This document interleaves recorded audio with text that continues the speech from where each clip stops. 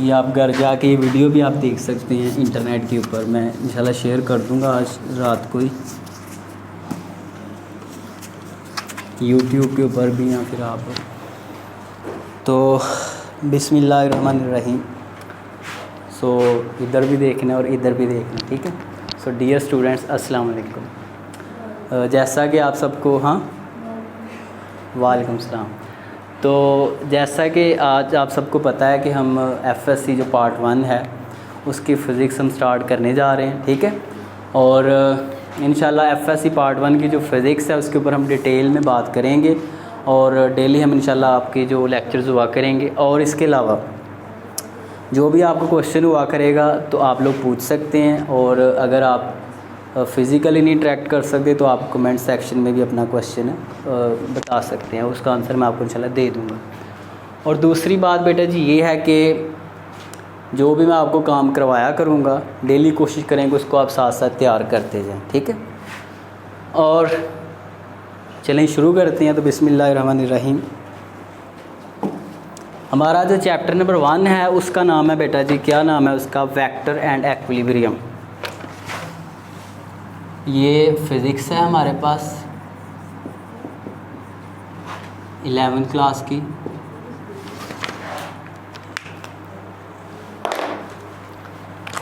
और इसका नाम है यूनिट नंबर 2 का vectors and equilibrium. I think आप इन टर्म से पहले से आप फेमिलियर हैं, आपने 9th क्लास में ये चीज़ें पढ़ी थी। आई थिंक मेरा ख्याल आपने वेक्टर्स के बारे में आपने पढ़ा था चैप्टर नंबर 2 में 9th क्लास में। फ़िज़िकल क्वांटिटीज़ के बारे में भी आपने पढ़ा था, वेक्टर्स के बारे में भी आपने पढ़ा था, और इक्विलिब्रियम के बारे में आपने पढ़ा था 9th क्लास में चैप्टर नंबर 4 में। ऐसे है कि नहीं, टार्क वाले चैप्टर में, शायद आपको याद हो। अब सबसे पहले हमारे पास जो टॉपिक है वो है फ़िज़िकल क्वांटिटी।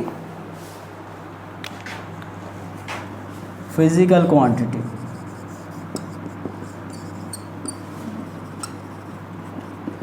फ़िज़िकल क्वांटिटी क्या होती है? ये पहला आर्टिकल है। तो मैं अपने हिसाब से थोड़ा इसको डिफ़ाइन करता हूँ, एक्सप्लेन करता हूँ कि बेटा क्वांटिटी कहते हैं मिक़दार को, ऐसे है कि नहीं। और फ़िज़िकल को उर्दू में कहते हैं तबई या ज़ाहरी, ठीक है। तो जो तबई मिक़दार होती है, क्या होती है? तबई मिक़दार, ज़ाहरी मिक़दार, उसको आप बेटा कहते हैं क्या? फ़िज़िकल क्वांटिटी कहते हैं, ठीक है। अब क्वांटिटी है तो ज़ाहिर है क्वांटिटी का मतलब मिक़दार होता है जिसको आप पैमाइश कर सकें, जिसको आप मेजर कर सकें। और अगर किसी चीज़ की आपने पैमाइश करनी है तो उसके लिए उसका यूनिट होना भी लाजमी है। मेरा मिसाल के तौर पे अगर आप मैस की पैमाइश करते हैं किसी बॉडी की भी, आप कहते हैं मेरा मैस 40 किलोग्राम है, तो मैस एक क्या है? क्वांटिटी है, मिक़दार है, और ये एक फ़िज़िकल क्वांटिटी है। अब तो उसके लिए फिर आपको यूनिट भी चाहिए होगा। क्या चाहिए होगा? यूनिट। भाई आप कहते हैं मेरा मैस है 40 और उसके आगे आप क्या लगाते हैं? किलोग्राम। क्या लगाते हैं? किलोग्राम। तो यानी कि ऐसी कोई भी मिक़दार, कोई भी ऐसी चीज़ जिसको आप मेजर कर सकें और जिसका कोई यूनिट हो, स्पेसिफिक यूनिट हो, ऐसी क्वांटिटी को, ऐसी चीज़ को आप बेटा कहेंगे फ़िज़िकल क्वांटिटी। क्या कहेंगे? फ़िज़िकल क्वांटिटी आप कहेंगे, ठीक हो गया। अब आपके पास बहुत सारी हैं, मैस, टाइम, ठीक हो गया, प्रेशर, लेंथ, एक्सेलरेशन, वेलोसिटी, इन सारों को आप मेजर करते हैं ना। आप कहते हैं भाई मेरा मैथ 40 kg है, मेरा तो वैसे 150 kg है, ऐसी है कि नहीं। और टाइम भी आप मेजर करते हैं, आप कहते हैं मेरी घड़ी पे अभी 1:50 हुए हैं, ऐसे है कि नहीं। तो टाइम को भी आप मेजर करते हैं और टाइम का यूनिट भी एक्सटेंडेड, घंटा, सेकंड, मिनट। तो ये भी आपके पास एक क्वांटिटी बन गई, फिज़िकल क्वांटिटी। प्रेशर, इसका भी यूनिट होता है पास्कल, ऐसे है कि नहीं। तो लेंथ, इसको भी आप मेजर करते हैं मीटर्स के अंदर, तो ये भी एक फ़िज़िकल क्वांटिटी बन गई। एक्सेलरेशन, वेलोसिटी, ये सारी फ़िज़िकल क्वांटिटीज़ हैं, यानी कि जिनको आप मेजर करें और जिनका एक्सटेंडेड यूनिट भी हो, तो उनको आप किस कैटेगरी में लाएंगे? फ़िज़िकल क्वांटिटीज़ में, ठीक हो गया। अब फ़िज़िकल क्वांटिटीज़ की बेटा आगे 2 टाइप्स हैं। एक होती है आपके पास स्केलर्स और एक होती है आपके पास वेक्टर्स।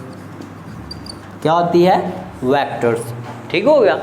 अब हम बात करते हैं कि फिज़िकल क्वांटिटीज़ के आगे फर्दर दो कैटेगरीज हैं, एक स्केलर है और एक वेक्टर है। स्केलर क्या होते हैं और वेक्टर क्या होते हैं?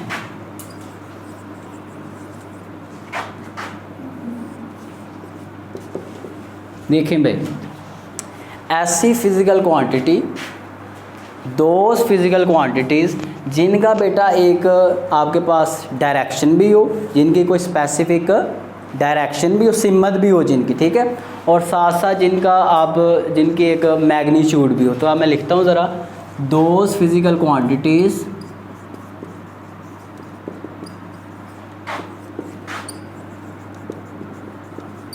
विच हैव मैग्नीट्यूड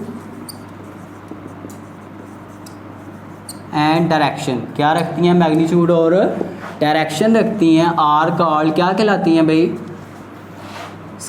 ये बेटा आपके पास ये वेक्टर्स हैं। कौन से हैं? वेक्टर्स। तो ऐसी तमाम फिज़िकल क्वांटिटीज़ जिनकी एक स्पेसिफिक डायरेक्शन भी हो, सिमत भी हो, और साथ में जिनकी क्या हो? मैग्नीट्यूड भी हो। क्या हो? जिनके साथ मैग्नीट्यूड। अब ये डायरेक्शन क्या है? मिसाल के तौर पे मेरे पास ये एक कार है, इंशाल्लाह होगी कार भी, ठीक है, और अभी तो नहीं है लेकिन होगी। अब मैं क्या करता हूँ, इस कार के ऊपर लगाता हूँ इधर से फोर्स, पीछे से धक्का लगाता हूँ, पेट्रोल मेरी कार में ख़त्म हो गया, तब धक्का लगा के लेके जाना पड़ेगा। अब इधर से मैं इसके ऊपर 10 न्यूटन फोर्स लगाता हूँ इस डायरेक्शन में। अब ये जो मैं फोर्स लगा रहा हूँ ये कितनी लग रही है? 10 न्यूटन। तो ये जो 10 है ये क्या है? इसमें मैग्नीट्यूड है। ठीक हो गया। और इस डायरेक्शन में लग रही है, तो डायरेक्शन ये आपको एरो जाहिर कर रहा है, तो यानी कि आपके पास मैग्नीट्यूड भी है और डायरेक्शन भी है। तो इस केस में फिर आप ये कहेंगे कि ये जो फोर्स है ये क्या है? एक्चुअली एक वेक्टर है। क्या है? एक वेक्टर है, क्योंकि it has both magnitude and also direction. इसकी डायरेक्शन भी होती है और इसकी मैग्नीट्यूड भी होती है। तो क्लियर होगी ये बात। अब इसकी कुछ हम एग्जांपल्स देख लेते हैं कि इसकी एग्जांपल्स क्या होंगी। अब बेटा देखें ज़रा इसकी एग्जांपल्स। फोर्स, इसके अलावा मोमेंटम, इसके अलावा आपके पास वेलोसिटी। ठीक हो गया। आगे जाके आप थोड़ा थोड़ा पढ़ेंगे कि ये वेक्टर्स क्यों होते हैं, थोड़ा थोड़ा शायद आपको आइडिया हो। वेलोसिटी के बाद एक्सेलरेशन। तो बहुत सारी चीज़ें आपके पास वेक्टर्स होती हैं। ठीक है। अब वेलोसिटी क्या होती है? वेलोसिटी आपको पता है, नाइन्थ में आपने पढ़ा होगा, द मैक्सिमम, या फिर ये कहते हैं the rate of change of displacement. तो डिस्प्लेसमेंट एक्चुअली कहते हैं कि फासले में तब्दीली आना और एक ख़ास सिमत में। मिसाल के तौर पे मैं क्या कर रहा हूँ, इधर को मैं जा रहा हूँ एक ही डायरेक्शन में और मेरा फासला चेंज हो रहा है एक ही डायरेक्शन में। इसका मतलब है कि मैं डिस्प्लेसमेंट कवर कर रहा हूँ, और डिस्प्लेसमेंट में तब्दीली आना इसको कहते हैं वेलोसिटी। तो वेलोसिटी एक डायरेक्शन में होती है, समझ आ गई नहीं? इसलिए ये क्या होती है? वेक्टर। और एक्सेलरेशन वेलोसिटी में चेंज को कहते हैं। तो वेक्टर से फिर आगे वेक्टर ही बनेगा, समझ आ गई कि नहीं? और इसके अलावा मोमेंटम, ये भी बेटा आपके पास एक वेक्टर क्वांटिटी होती है। तो हमने इसकी डेफिनेशन की कि ऐसी क्वांटिटीज़ जिनका क्या हो? मैग्नीट्यूड भी हो और जिनकी स्पेसिफिक डायरेक्शन भी हो, ऐसी क्वांटिटीज़ को आप क्या कहते हैं? वेक्टर्स कहते हैं। क्या कहते हैं? वेक्टर्स कहते हैं। क्लियर होगी बात? अब हम बात करते हैं स्केलर्स की। स्केलर्स क्या होते हैं? बेटा ये ऐसी फिज़िकल क्वांटिटीज़ होती हैं जिनको एक्सप्लेन करने के लिए, जिनको बयान करने के लिए आपको सिर्फ़ और सिर्फ मैग्नीट्यूड की ज़रूरत होती है। किसकी ज़रूरत होती है? किसी डायरेक्शन की आपको ज़रूरत नहीं पड़ती। सो दोज फिज़िकल क्वांटिटीज़, जो बात मैं करूँगा उसी को मैं इंग्लिश में लिखूँगा, आप अपनी वर्डिंग में कोशिश किया करें, लिखा करें। फ़िज़िक्स जो है मैं इसको यहाँ पे इस बात को पास करके आपको बताता हूँ। बेटा देखें, जो फ़िज़िक्स सब्जेक्ट है, मैं एक जगह पे कमेंट पढ़ रहा था कि वो किसी ने मीम बनाया हुआ था कि वो बंदा ढूंढ के लाओ जिसने कहा था फ़िज़िक्स बहुत इजी सब्जेक्ट है, उसको मैं अभी मार दूँ। तो मैंने वहाँ पे कमेंट पढ़ा, तो मैंने वहाँ पे रिएक्शन ये दिया कि फ़िज़िक्स बहुत ही इजी सब्जेक्ट है, लेकिन उन बच्चों के लिए जिनको इसकी समझ आए। ऐसे है कि नहीं? क्योंकि ये ज़हनी मशक्क़त वाला काम है। फ़िज़िक्स जितने भी फ़िज़िस्ट होते हैं वो ज़हनी तौर पे सारे काम करते हैं, इमेजिनेशन करते हैं और एक्सपेरिमेंटली भी चलें वर्क करते हैं, लेकिन इमेजिनेशन में ज़्यादा वो काम करते हैं। अब तो जिनकी समझ में आएगी फ़िज़िक्स उनके लिए हलवा, ये समझो आसान ही है, ये बहुत आसान है। लेकिन जिनको समझ नहीं ना आएगी इसकी, उनके लिए बहुत मुश्किल काम है। और वो यही कहते हैं कि फ़िज़िक्स तो हमें आती ही नहीं है। और इसी वजह से क्लास में जब बच्चे बैठते हैं तो उनमें फ़िज़िस्ट बहुत कम होते हैं, बहुत कम होते हैं। क्यों? क्योंकि ये हर किसी के पल्ले नहीं पड़ती, हर किसी को समझ इसकी नहीं आती। ठीक हो गया? तो जिनको समझ आती है वो ज़हनी तौर पे फिर यहाँ तो बहुत ही ऊंचे दर्जे के लोग, यहाँ फिर उनको हम आम तौर पे कहते हैं कि पागल ही है ये बंदा, ऐसी है कि नहीं? तो ये बात है। तो बेटा बहरहाल ये है कि आप इसको अच्छे से समझें और समझ की कोशिश करें कि रट्टा वगैरह ना लगाएं। आप इसको सेल्फ़ राइटिंग करें, कॉन्सेप्ट आपके पास अच्छे हों और उन्हीं को अपनी वर्डिंग में आप एक्सप्लेन करें, तो फिर फ़िज़िक्स आपकी अच्छी होगी। ठीक है? कभी भी ये नहीं करना कि बुक से देख के मैंने वही रट्टा लगाया और वही सारा छापा लगा दिया, ऐसे काम नहीं चलेगा। ठीक है? सो दो स्केलर्स की तरफ आते हैं। Those physical quantities which are described by magnitude only.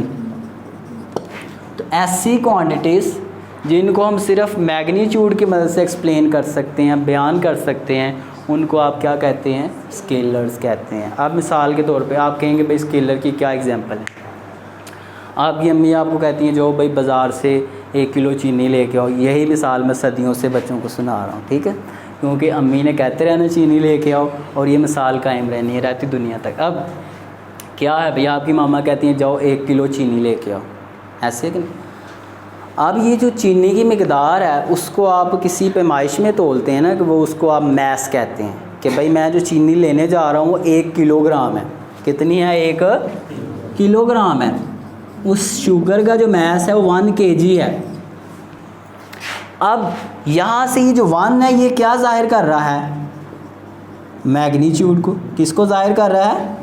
तो मैग्नीट्यूड तो हमारे पास आ गया, यूनिट तो ज़ाहिर है, स्टैंडर्ड यूनिट तो साथ होना लाजमी है किसी भी क्वांटिटी के साथ। किलोग्राम आ रहा है यहाँ पे, वो तो इसका यूनिट है। अब तो ये मैस को एक्सप्लेन कर सकते हैं हम सिर्फ इसके मैग्नीट्यूड की बिना पे। अब आप दुकानदार को जा कहते हैं भाई 1 किलो चीनी दे दो, तो वो आपको चुप करके 1 किलो चीनी दे देता है। कभी आपने उसको ये तो नहीं ना कहा जाके कि भाई मुझे 1 किलो चीनी दो और उसकी डायरेक्शन नुनार की तरफ हो या उसकी डायरेक्शन लाहौर की तरफ हो, इस तरह तो नहीं ना कभी आपने उसको कहा। तो यानी कि जब भी आप बात करते हैं किसके बारे में? स्केलर्स के बारे में, तो आप जस्ट उसको अपना मैग्नीट्यूड बताते हैं और मैग्नीट्यूड से ही आप स्केलर को डिस्क्राइब कर लेते हैं। ठीक हो गया? आपको डायरेक्शन की ज़रूरत नहीं पड़ती। इसके अलावा आप टाइम देखें तो क्या टाइम को एक्सप्लेन करने के लिए कभी आपको डायरेक्शन की ज़रूरत पड़ी है? नहीं। अगर आप कोई आपसे टाइम पूछे भाई टाइम क्या हुआ है, तो आप कहेंगे टाइम बहुत ख़राब है कोरोना की वजह से, ऐसे है कि नहीं? सो आप ये कहेंगे कि टाइम 1:26 हुए हैं, सपोज़ करें 1:26। कभी ये तो नहीं ना कहा कि 1:26 हुए हैं ऊपर की तरफ या लाहौर की तरफ, कराची की तरफ, यानी कि कभी आप साथ में डायरेक्शन नहीं बताते, आप जस्ट क्वांटिटी बताते हैं। क्या बताते हैं? क्वांटिटी। तो ऐसी तमाम फिज़िकल क्वांटिटीज़ जिनको आप एक्सप्लेन कर सकते हैं किसके साथ? उनके मैग्नीट्यूड के साथ। ऐसी चीज़ों को आप क्या कहते हैं बेटा? स्केलर्स कहते हैं। तो आज मैंने थोड़ी सी आपसे बात की है किससे रिलेटेड। एक तो ये है कि हमारा चैप्टर कौन सा हमने स्टार्ट किया और उसके बाद हमने थोड़ी सी बात किया फ़िज़िकल क्वांटिटीज़ के बारे में, और उसके बाद हमने थोड़ी सी बात की है वेक्टर के। फ़िज़िकल क्वांटिटीज़ की 2 आगे टाइप्स हैं, वेक्टर्स और स्केलर्स। तो वेक्टर्स क्या होते हैं वो भी मैंने आपको थोड़ा सा रिव्यू दिया है, और स्केलर्स क्या होते हैं ये भी थोड़ा सा आपको मैंने रिव्यू दिया, और ये सारे 9th क्लास के टॉपिक हैं। ठीक है? अभी आहिस्ता आहिस्ता आपको थोड़ा थोड़ा इसमें इजाफा करेंगे, आपका जो पीछे वाला नॉलेज है उसको मिला के थोड़ा बढ़ाया जाएगा आगे। ठीक हो गया भाई?